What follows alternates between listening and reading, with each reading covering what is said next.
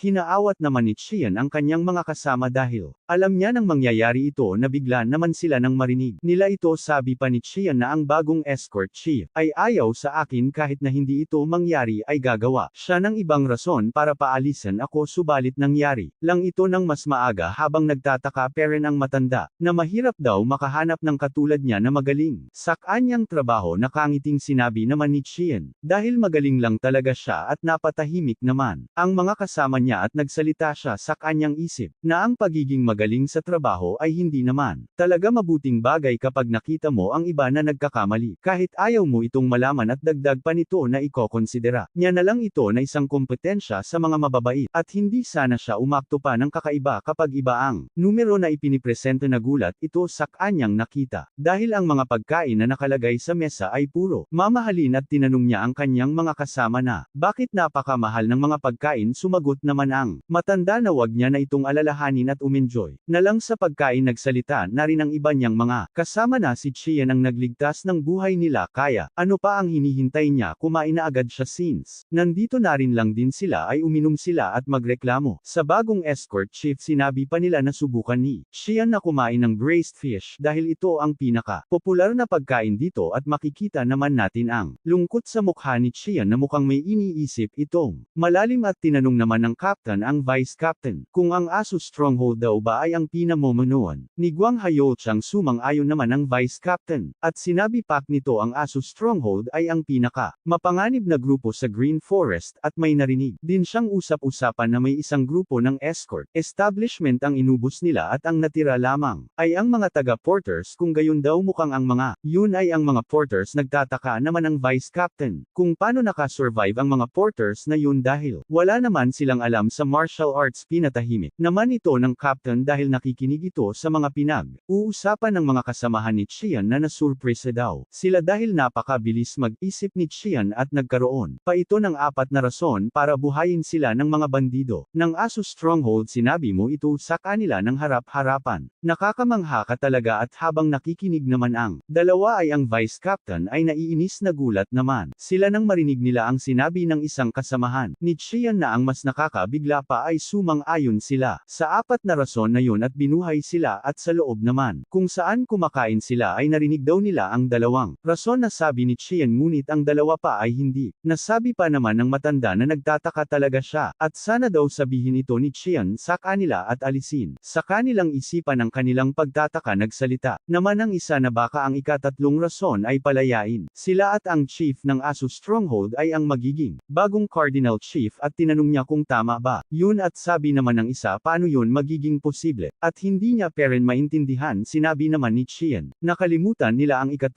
rason na patahimik naman ang mga kasamahan niya at ang pagkakaroon daw ng madaming nalalaman sa mundo ay magdudulot lamang ng panganib sa kanila at may nagsasabi din ang isang aksidente o kalamidad ay dahil sa bibig ng tao kaya kalimutan na lang nila ang ika-3 rason sa kanilang isipan at tumahimik naman ang paligid. Pagkatapos niya itong sabihin at bigla daw tumayo ang kanyang balahibo niya pagkatapos niya yung sabihin at lumapit naman ang captain sa mga nag-uusap na kasamahan ni Chian at ang topics daw na pinag-uusapan nila ay hindi daw dapat nila itong pag-usapan nila at ang paraan din daw para mabuhay ng mas matagal ay ang umakto na tila ba walang narinig sa mga sinasabi ng iba at sinabi naman ng captain na gusto niya pang marinig ang iba habang pumasok ito sa kinakain nila Chian at nagulat naman sila at tinanong nila ito kung sino ang pumasok. Yumingji naman ito ng tawad sa pag-abala sa kanila dahil napadaan lang daw siya at nakarinig ng interesanteng pinag-uusapan at dahil daw dun ay siya na lang ang babayad ng kanilang mga gustong orderin at basta sabihin lang daw nila sa kanya ang iba pang detalye sa kanilang pinag-uusapan at lilibrihin niya sila pa ng mga bagong top grade na pagkain. At habang nakatitig lang naman ng seryoso si Chian ay sa isip ng captain na ito na bumayag na sila dahil magandang offer naman daw ito at bigla naman nagsalita si Chian na mukhang gumawa sila ng pagkakamali at nagtataka naman ang kanyang mga kasama sa kanyang ming sinasabi. Dagdag pa ni Chian na mukhang masyado nilang nalikasin ang kanilang mga pinag-uusapan at nilapag na ni Chian ang kanyang chopstick at sinabi niya sa kanyang mga kasama na bilasan na nilang tapusin ang kanilang mga kinakain bago pa ito lumamig. Tinanong naman ng matanda kung saan sila pupunta at sabi naman ng ni Chian na dahil nagkita sila ng hindi nila inaasahang tao, mukhang kailangan kong ipakita man lang sa kanila ang aking leeg. daig nagulat naman amang kanyang mga kasamahan. Sa sinabi naman ng captain ng mukhang ito, hindi pagkakaunawaan lamang at sinabi nito na dahil ba sa mukha ng kanyang kasama at sinabi niya na nagbibiro. Lamang siya sinabi naman ni Chian ang topic na ating pag-uusapan ay hindi dapat sa lugar na ito humanap tayo ng iba pa at sana tupadin mo ang pangako mo na babayaran mo ang mga kinainan nila at ang isa pang round ng top grade na pagkain huwag daw mag-alala si Chian dahil tinutupad niya ang kanyang mga pangako, at habang umaalis na si Chian ay lumingon ito sa kanyang mga kasamahan at sinabi niya na hindi niya makakalimutan ang ginawa nila para sa kanya at mag-enjoy sila at magkapa. Busog sila dahil mahal ang mga pagkain at sa City Best Brothel ng Full Moon Pavilion at nagpakilala ang babae na siya ang captain ng Mystic Martial Squad at mula kami sa Merm Alliance sumang-ayon naman ang Vice Captain at sabi naman ni Chian kayo pala mga manlalakbay. Kayo mula sa Merm Alliance narinig ko na ang Merm Alliance mula sa Sichuan branch makikipaglaban sa demonic cult at sa isip naman ng kapitan na ito na hindi lamang ordinaryong porter ang kanyang kausap. Kapag mas nakikipag-usap kami ay nagiging malinaw ang lahat kahit na isa lamang bandido si Guang Hayochang ay nasa peak parent ito ng martial arts kaya kung totoo na ginamit niya lang ang kanyang mga salita para maka-survive at tinanong niya ang kanyang sarili habang tinitignan niya si Chian ano kaya ang sinabi niya kay Guang Hayochang para maka-survive at nagsalita na ang babae na sinabihan niya na ang prostitutes o bearang babae na pumunta rito pagkatapos nilang mag-usap sinagot naman ito ni Chian na hindi na nila kailangan pumunta rito sabi pa nito na kung ang kagandahan lang ang pagbabasehan dito ay ang kaganadahan ay wala nang hihigit pa sa kanyan kahit sa buong mundo pa na tila alam niya na babae ang kamyang kausap na kahit nagbabat kayo ito na nagulat naman ito at tinanong niya si Chian kung compliment ito o tinutukso mo lang ako dahil akong babae sinagot naman ito ni Chian hindi niya siya tinutukso kaya sa hindi mali ang kanyang pagkakaintindi rito at bilang isang lalaki na nakita na ang lahat ng mga panganib. Dahil lamang sa kanyang bibig ay hindi ako masyadong maingat para sa sarili ko at nagtataka naman ang babaeng. Ito kung ang ibig sabihin niya daw ba ang hindi panganib. Ang kanyang makikita kundi isang biyaya kung sasabihin niya lang daw sa kanya ang sinabi niya kay Guang Hayochang. Ay bibigyan niya sik ng maliking pabuya higit pa kanina. Na mga pagkain ang ibig sabihin niya daw ba ay bibigyan niya siya ng kayamanan na hindi siya nagugutom sa buong buhay niya sinabi naman ng babae na kung yun ang gusto niya ay ibibigay niya yun maganda daw yun sabi ni Chian. Na makukuha niya ang kayamanan sa ilang mga salita. Lang ang mga lalaking yun na mga kasama ko ay sinugal nila ang buhay nila para lang malagyan ng pagkain ang kanilang mesa para sa kanilang pamilya hindi naman daw. Naiintindihan ng babae ang kalagayan ng buhay nila. Kaya hindi nila na mayon kasalanan sinagot naman ito. Ni Chian na tama siya dahil hindi naman lahat ay pinapanganak.